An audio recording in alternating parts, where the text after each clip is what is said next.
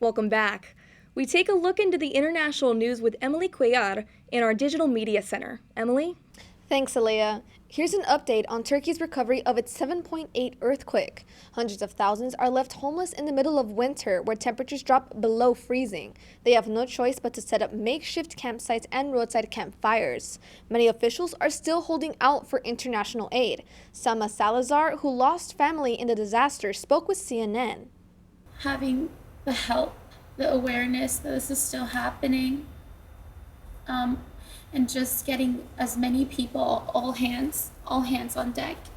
The first UN aid convoy arrived at Syria bringing tents and bedding. An update on Chile's fire crisis. Massive fires have been raging for more than a week now. At least 26 people have been killed and over 2,000 others are injured. Over 1,500 homes are destroyed. Some regions have temperatures over 100 degrees. The U.S. sent a DC-10 air tanker to help with the firefight. Chilean officials say Brazil, Ecuador, Mexico, and Spain are providing some support. The U.S. Commerce Department is restricting 6 Chinese companies in response to the Chinese spy balloon that was shot down last week. The 6 companies are specializing in science and technology.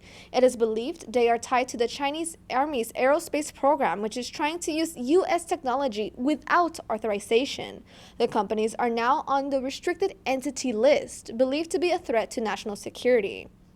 NATO leaders say Ukraine is using up ammunition way faster than allies can provide. The organizations plan to increase weapon stockpiles to aid the country. NATO Secretary General Jens Stoltenberg says it's the only beginning of Ukraine's struggle with ammunition supply. What Russia does now, President Putin do now, is to send in thousands of more troops, accepting a very high rate of casualty. Taking big losses, but putting pressure on the Ukrainians. According to some estimates, Ukraine is using around a third of the amount of daily ammunition compared to Russia. Stoltenberg says allies must be prepared to supply more weapons as Russia begins its spring offensive. New Zealand's largest city is bracing itself for heavy rain, strong winds, and flooding as Cyclone Gabrielle nears the country's coast. Around 50 apartments in Auckland have been evacuated in fear of structural collapse. Beachside communities on the east coast are ordered to evacuate ahead of the expected storms. Conditions are bleak. Electricity is out for around 48,000 homes. Public transportation operations are limited and Air New Zealand has cancelled over 500 flights. State of emergencies are placed in Auckland and at least 6 other regions. Thousands protested outside the parliament building in Israel. Protesters were heard chanting democracy and no to dictatorship. It comes after Prime Minister Netanyahu announced a plan to completely change the legal system.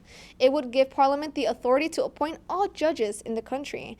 Netanyahu says the legislation is needed to contain a judicial system with too much power. Opposers of the plan say it will destroy the country's system and remove checks and balances. Back to you in the studio. After a destructive train derailment caused residents to evacuate, officials are saying it is safe to come back. With the full support and backing of Governor DeWine, I am happy to announce that the evacuation order is now lifted. The crash caused a 50-car pileup in Palestine, Ohio. 14 of the cars were filled with hazardous chemicals. The cars continued to burn all weekend, and residents were alerted to immediately evacuate. Governor Mike DeWine says there was a potential for an explosion and deadly shrapnel could travel up to a mile. Authorities decided to do a controlled burn of the hazardous chemicals, causing more residents to be evacuated. The chemical burned created plumes of hydrochloric acid and toxic gas. The late ranchera music legend Vicente Fernandez was honored in Huntington Park. Valley View News' Andrea Peña Reyes has more on how he was memorialized. The late Mexican musical icon Vicente Fernandez is now immortalized with a statue at La Plaza Alameda. The four-town statue of the late singer on a horse is identical to one located at his gravesite in Mexico. Samuel Franco sings a tribute to Don Chente, who passed away in 2021. It's like having a temple here in LA. This Vicente Fernandez statue brings us closer to him.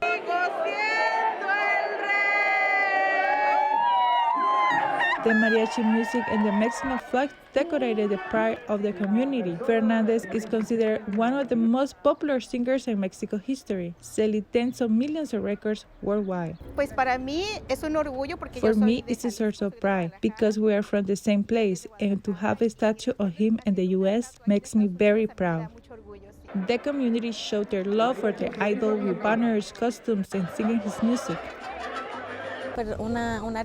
He's an artist we admire, and it's important for the children to learn their roots and recognize his music so it won't be forgotten. Only 1 year since his passing, Vicente Fernandez legacy continues to cross borders, uniting Mexican Americans and Latinos with their culture. Reporting from Huntington Park, I'm Andrea Peña Reyes for Valley View News. Artificial intelligence may not be full of right answers as often as you think. The senior vice president of Google and head of Google Search now say artificial intelligence sometimes generate convincing but completely made-up answers. The Google officials tell a German newspaper that the company is trying to keep these hallucinations to a minimum. What do you think, Aaliyah? I think it's crazy. AI taking over? It's pretty scary. What do you think? I think it's crazy too.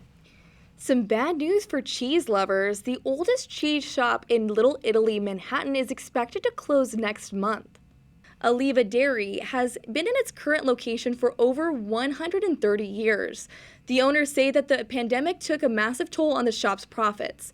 They had implemented some changes to appeal to the public, even turning the shop into a cafe, but it hasn't been enough to carry on. Though the owners are still holding out for a miracle to save the shop, they say it seems unlikely. Adidas has parted ways with Kanye West, and the breakup is expected to be an expensive one. The two ended a 9-year partnership after West's anti-Semitic remarks and actions.